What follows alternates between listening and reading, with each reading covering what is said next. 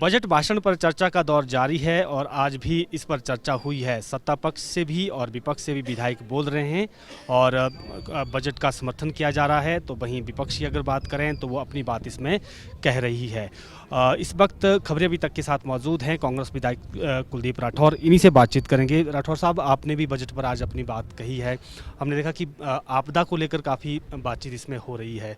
आपने बागवानी का विषय भी उठाया है। आपदा को किस तरह से आप देखते हैं?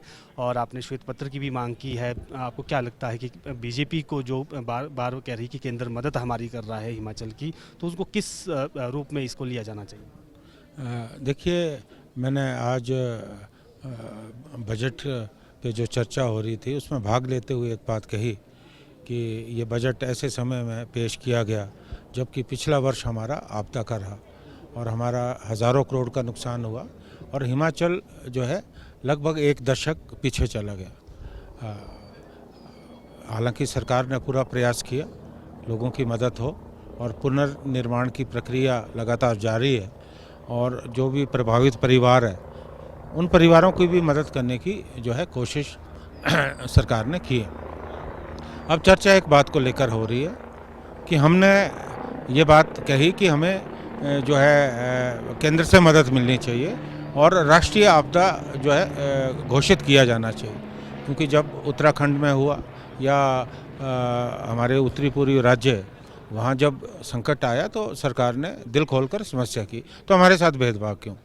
अब हमारे जो साथी विपक्ष के विधायक हैं वो विधानसभा के अंदर भी ये बोलते आए हैं कि केंद्र ने मदद की है।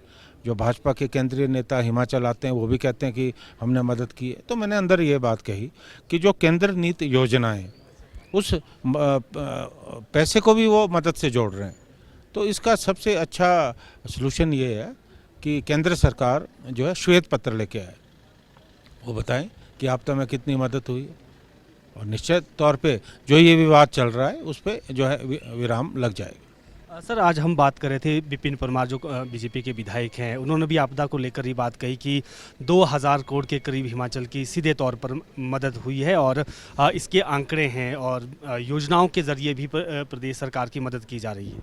दो बातें हैं ना, पहली बात तो केंद्र की योजनाएं जिनका पैसा जो है राज्य को आता ही आता है, दूसरा जो आपदा में मदद हुई है, इन दोनों बातों में बहुत ज़्यादा फ़र्क है, दोनों में फ़र्क है।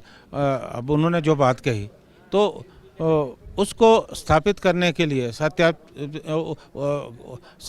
मैंने जो ये मांग कही कि सरकार जो है शब्द वो लेके आए, वाइट पेपर लेकर आए। बीजेपी के जो विधायक है, आप चाह रहे हैं कि वो श्वेत पत्र केंद्र सरकार लाए ना, केंद्र सरकार लाए कि हमने हिमाचल में आपदा में इतनी मदद की, तो पटाक्षेप हो जाएगा। सर, बागवानी का भी आपने जिक्र किया है। आपको क्या लग रहा है कि सेब की खेती को जिस तरह से बागवानी है उसको संकट के बाद मंडरा रहे हैं, किस तरह के कदम उठाने की ज़रूरत है? इंपोर्ट जो बढ़ रहा है उसमें भी कुछ स्टेप लेने की ज़रूरत है। देखिए, दो फैसले सरकार ने बहुत अच्छे किए। एक तो वेट के हिसाब से सेब बिक रहा है और दूसरा यूनिवर्सल कार्टन लेके आए। इस फैसले के आप देखेंगे दूरगामी परिणाम होंगे और अभी कुछ बागवानी से जुड़े मुद्दे हैं वो मैं आने वाले दिनों में विधानसभा में उठाने वाला हूँ, तो वो भी बहुत महत्वपूर्ण है। तो आप देखेंगे कि विधानसभा में मैं किसानों और बागवानों का पक्ष मजबूती से रखने वाला हूँ।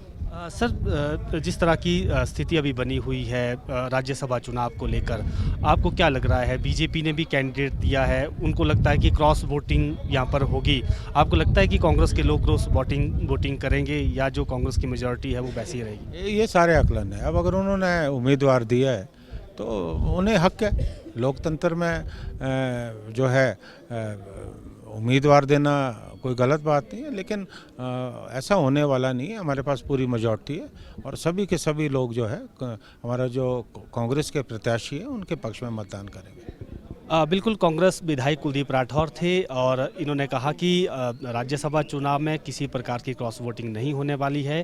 कांग्रेस के पास बहुमत है और इसके साथ साथ इन्होंने आपदा को लेकर विपक्ष से मांग की और केंद्र सरकार से मांग की है कि जो आपदा में राहत राशि का वो जिक्र कर रहे हैं उसको लेकर श्वेत पत्र केंद्र सरकार लाए कि कितनी मदद सीधे तौर पर हिमाचल प्रदेश की गई है। वीडियो जर्नलिस्ट अंकुर के साथ प्रदीप ठाकुर, शिमला।